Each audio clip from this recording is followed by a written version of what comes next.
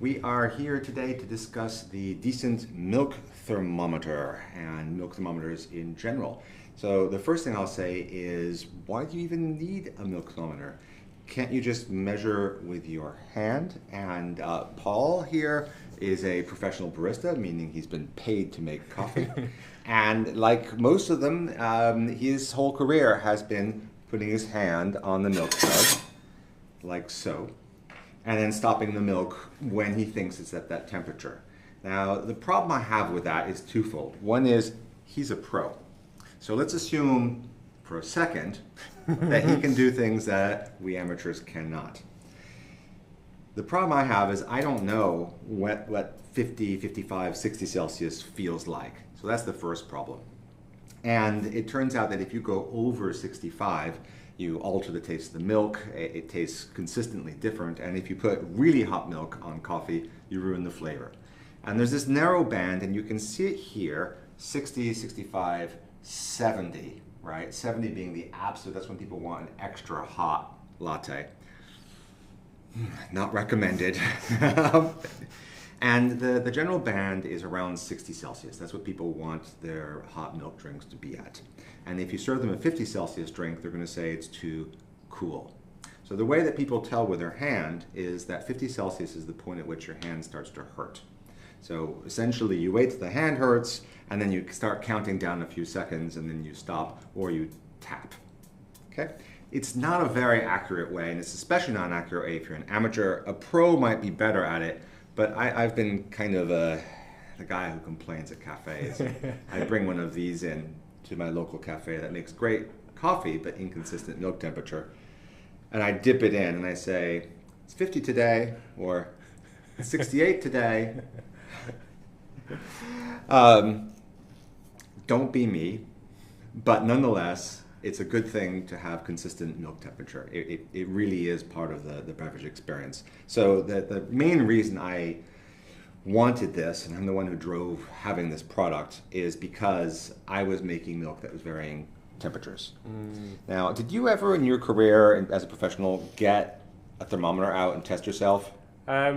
No, like the standard way we tested was actually taste the coffee. Okay. And we generally use ceramic cups. Mm-hmm. So what that means is for your milk temperatures, you generally have to go on the higher end to make sure what you're drinking is roughly around the temperature that the guests are wanting. But it is slightly a compromise because you are on the upper threshold of how hot you can steam the milk.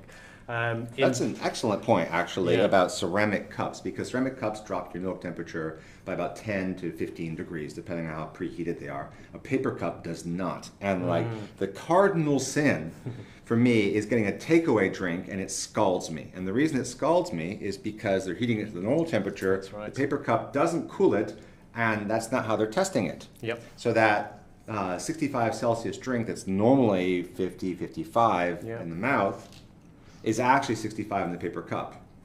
So if you're a cafe, you should be keeping in your head, takeaway drink, steam 10 centigrade, cooler.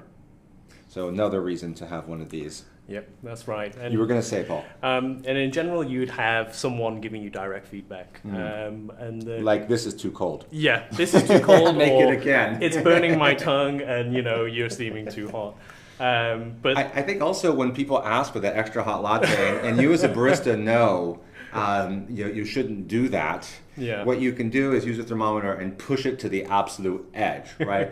You stop at 68 Celsius. You know you haven't adulterated the milk. It's as hot as you morally can actually respect yourself. Yes. Yeah, and it's very true. And there are other things like you can preheat the ceramic cup to get that extra little bit of heat in there without being detrimental to the quality. But if you do have that guest that maybe wants it a bit hotter, then you can have that opportunity to explain how it may change the product and how it may affect flavor. Right. So don't be shy about it, but you have the opportunity to enliven people and gear them towards what good quality milk will be. So I discovered when I started buying thermometers, the first thing I bought was an analog thermometer. It's you know, they're waterproof usually, they're really inexpensive, and there's this little line that moves here. And what I discovered is that when I stopped steaming, they would go up 15 Celsius more as the jug stopped there. So I'd have to basically take it out when it said 40 on there, and then I hope it would end up around 50. But it also depends on how much milk there was. It was not great. So I started buying digital milk thermometers that were out there, and I discovered another issue, which is there's this lag between the digital thermometer reading and what's actually there. And also, I kind of wanted to beep. Like, I kind of learned that if I wanted to end up at, say, 58, that I could set this to 54, it would beep, I would stop, and then 3-4 seconds later it would go up. Because even digital thermometers have lag. Yes. Right? Yeah. Not as much as analog, because analog has to basically loosen a coiled spring made out of special metal, so it gets looser and the thing moves. Whereas these things typically have a latency of 3 to 5 seconds, as opposed to sort of the 10 to 20 second latency of analog thermometers. Okay? What happened is I started buying every thermometer I could find. And I actually had the same obsession because I was really into roasting meat, and I had all these thermometers, okay? And they would bust or they weren't that accurate, and I'd have like 3 thermometers in my steak. And there was a German company that just made the best steak thermometers. I had an oven thermometer from them, and it lasted for years. All the other ones died. And I was kind of surprised when at a trade show, I picked up a thermometer that was a meat thermometer from this company. And it was really good. And it was that same German company. Okay. And so what I did is I approached them and I said, can you change, according to my spec, your meat thermometer so we can use it for milk? Okay. And so that's what I'm holding here. This is a German designed, German made meat thermometer, been revised to use for milk. So they shortened the temperature probe, we put the silicone sleeve around it, we changed the temperature range, but it's essentially that excellent made in Germany thermometer. So that's how we came to this product. We didn't invent our own thermometer. I don't think we're good enough to make a world-class thermometer, but we are good enough to pay someone else to make a world-class thermometer. So that's how we came to this. And let me just show you, it's pretty simple in its operation. And I'm going to show you here on this camera, and I'm going to repeat it again on that camera. So here's the operation.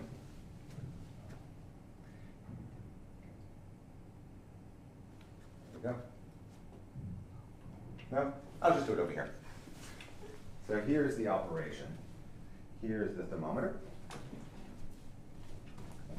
And is it fixed focus or autofocus? Yeah, that's good. Okay, I'm turn it on.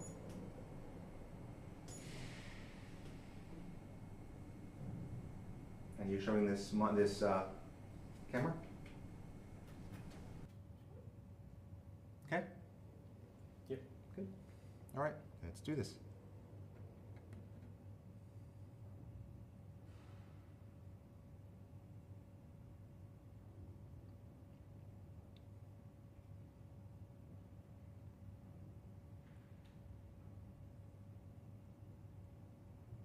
I'm getting tired.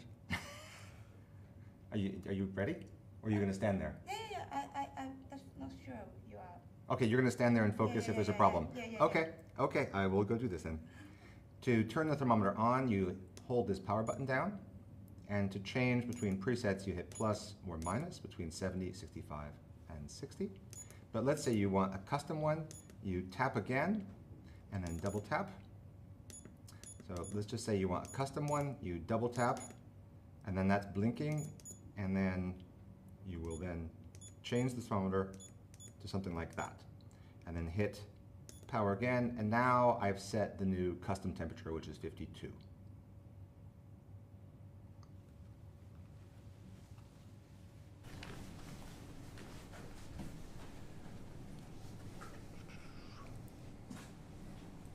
When this thermometer reaches 52 Celsius, it's going to start beeping, and Paul here is going to pull the milk jug off, and then we're going to see what the end temperature is. And my goal is going to be something like 56, 57 degrees. I think that that's the latency on this. There's also a little latency in Paul's hand movement and brain, which is as soon as he hears the beep, then he's going to hit the stop and he's going to pull the milk jug off. So we have to include digital latency and human latency in whatever thermometer temperature we do. In another video, we showed you the milk jugs, and you saw that you can put them in like this, give them a tap, and then the whole thing is locked in place. Okay. So this is set at 52.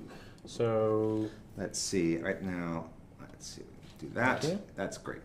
Okay. So am I going from my palm for this one and then just seeing the temperature? Or no, we're just going to steam to 52. Okay. But keep your right arm out of the way. Just move your right arm out of the way. Or hold it here. That's great.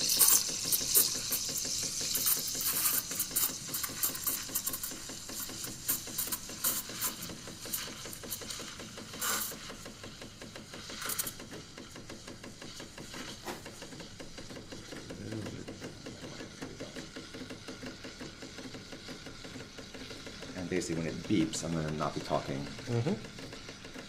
You can go ahead and hit stop. Okay. We're almost there.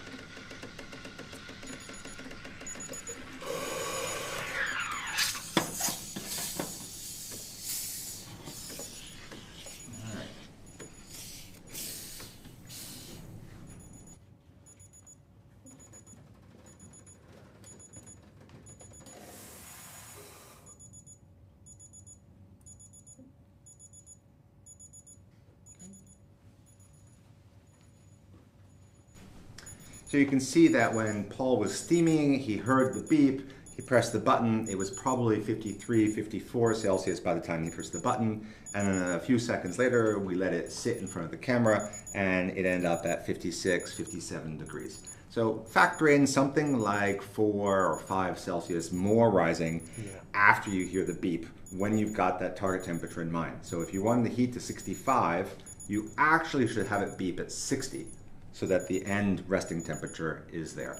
And again, we should, and the milk thermometer slides out like this. It's easy enough to clean.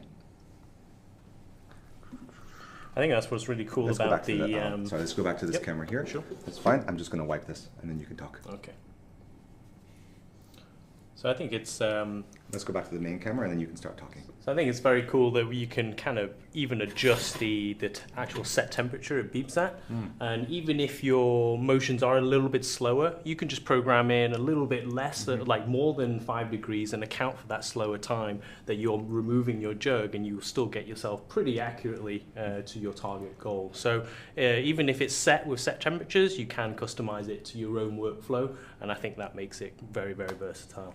There is a Celsius model and a Fahrenheit model for people who do that sort of thing.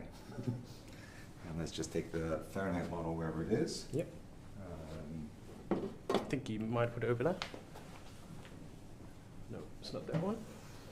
It is this one. Let's switch this camera here. Sure. This one's the batteries. You want this one? Yeah. Better.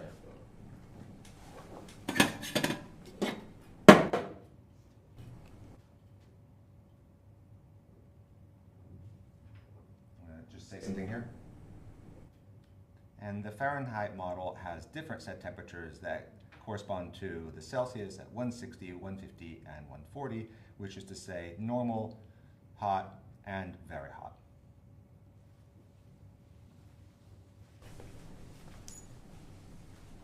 Okay. Here's our milk thermometer. Latency. Okay, let's talk about, so we have 2 things left. One is milk temperature for different kinds of drinks, and then recent trends in milk temperature. And then we're going to wrap that up with alt milks. Oh, okay. Right, yes. So, are there different milk temperatures for different drinks? So let me ask that question. Well, yeah, I think there is an extra... I'm going to ask that question officially. So, Paul, you're the expert here. Are there different milk temperatures for different kinds of milk drinks? I wouldn't say there is a standard per se, but I think there is a little hack that you could make your cappuccinos much more thicker in a slightly reduced temperature. And this should make more bubbles present in your foam last longer because of the sort of less heat. So the bubbles have more tension to basically last and still stay as foam. But if you, let's say on the opposite side of the scale and you wanted less foam, you could go a little bit higher, and what that does is it creates a slightly thinner foam which you could match with a flat white, but you do have to account for the roast level of your bean, which kind of ties in with... So I'm going to kill all this. Yeah. It's way too technical. Okay, and, sure. That's fine, and it's not that great. Let's talk about trends in temperature. Okay. Okay. Yep. Which is something we are much happier talking about. So Paul, what kind of temperatures should be you met? So Paul, what kind of temperature, I'll look at you. So what kind of temperature would be an ideal for you, say cappuccino or latte? A cappuccino or a latte I wouldn't have as hot as all the way up to 65, but that's just generally according to my tastes, being medium to medium light or light. And that pairs well with the style of shot I'm producing, which is not as sweet as, let's say, a darker roast. So I would like my milk to counteract that a little bit more and produce more sweetness. So I would generally have it closer to 55, 60, with the ending cup a little bit lower than that using ceramics. So you feel that if you're making a milk drink with a light roast bean, you should have a lower milk temperature Yes. than you might do with a chocolate or darker roast bean? That's right, Okay. indeed. And what would be a 5 centigrade, sort of 10 Fahrenheit difference? Yeah, I think it would be 5 to 10. So depending on how accurate I am with my hand, of course. But yeah, I think it would be in that range, yes, for sure. Any tips if you're steaming alternative milks, nut milks or Oatly or any of that stuff? I would suggest to stretch more gentlier with those type of milks, simply because the protein levels are a lot lower. Let's take an example for soya milk, where the proteins are very different to dairy. But my recommendation would be to get barista-style milks or cafe-style milks, which have been formulated to make it a little bit easier during the stretch and obviously pouring as well. So it just makes that a little bit more presentable, and in general, they're a little bit sweeter as well. Okay. So. My experience with milk alternatives or dairy alternatives is that if you're using something with a lot of chemicals in it, I'm not going to name brands, but if you look at the ingredient list and it's larger than your hand, then it will probably actually foam in all circumstances. A whole bunch of chemists have spent time making that thing just tolerate all sorts of nonsense, and it will be easier. And in fact, a lot of latte artists use alternative milks because they just foam so gorgeously. Yeah. However, if you're into alternative milks that have fewer things, myself, I really like nut milks, and I like them to just be water and nuts and nothing else. And so I have found that if I go over 60 Celsius, whatever made that nut milk hold together is now, okay, sorry, what do you need me to do? Just move into the frame just a little bit, because you guys are never really centered. So Okay. you go up a little bit much. Okay. All right, let me repeat that. So I found with alternative milks that if, I need to remember where I was. Okay, I'll just start from scratch then. I found with non-dairy milks that if you're using something that has a long list of ingredients and the ingredient list in the container is the size of your hand, then probably you can steam at any temperature you want. It'll always be fantastic.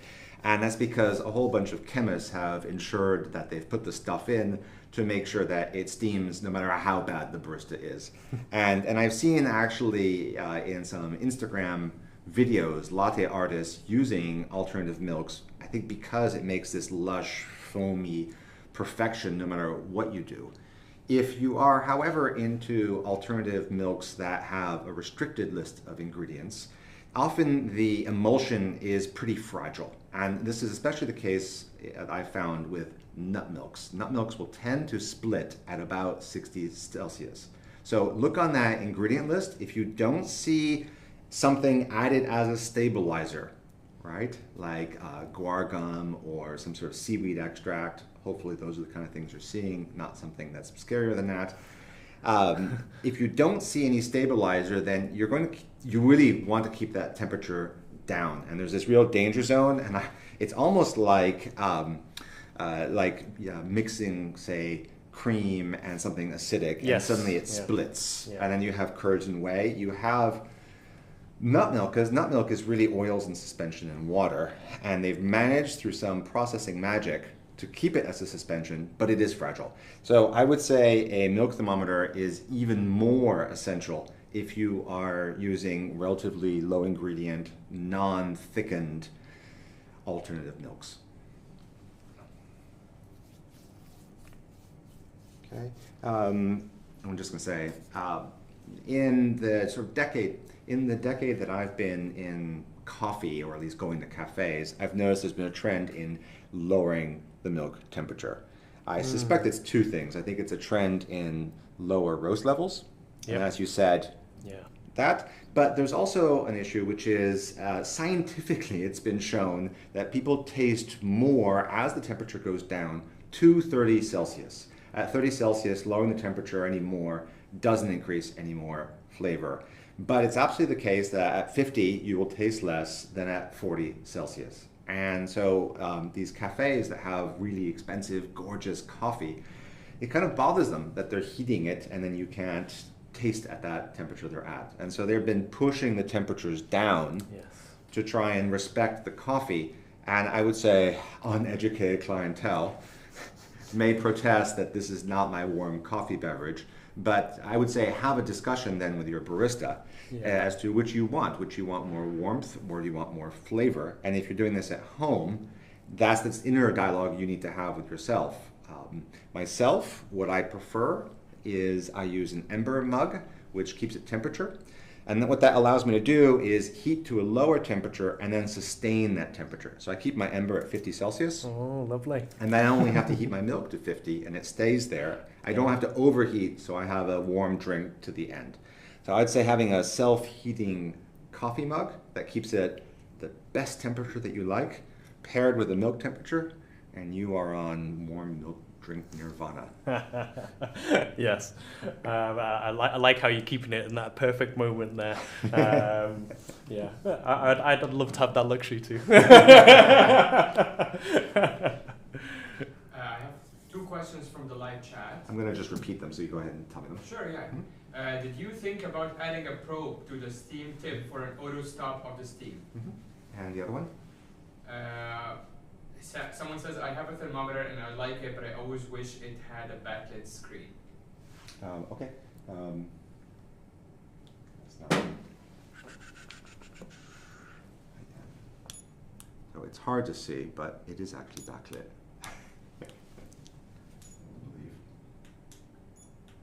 Yes, you can go to camera 6 if you would like to. Let's see if I can see the backlight here. No, I can't show that back. I might be confusing it with something else.